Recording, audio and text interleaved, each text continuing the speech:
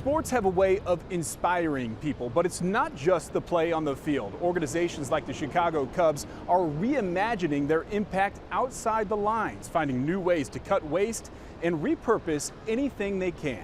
How cool of a story is it to say that, hey, this was in Wrigley Field at one point and now, we're reusing it into something else. Maria Sapienza with the Cubs served as one of several panelists discussing their organization's climate initiatives. She specifically pointed to Wrigley Field's roof, which was redone in 2023. Talked about one of our big projects of reusing the wood from our roof project. So we replaced our whole roof a couple years ago. So where is that going to go? How do we reuse it? It's literally tons and tons of waste that could have gone to waste, but instead it went to good use. The Cubs and other large event organizers also deal with tons of leftover food, waste that has a much shorter shelf life. There really isn't a strong food recovery infrastructure in the city. So when we're talking about an event that is the highest security clearance possible, how do we get nonprofit organizations to come in and get the food? Stephanie Katsaros is the founder and president of Brightbeat, a consultancy that builds partnerships and programs focused on sustainability.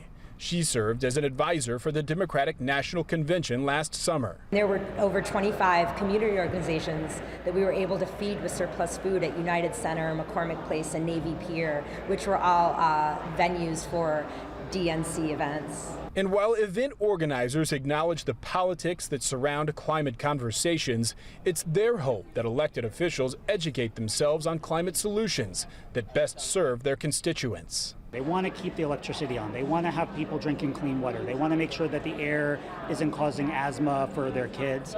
And I think that really unites people. The Aspen Ideas Climate Summit wraps up Tuesday, but is set to be back in Chicago for at least the next 2 years, helping to position the Midwest as a hub for climate innovation.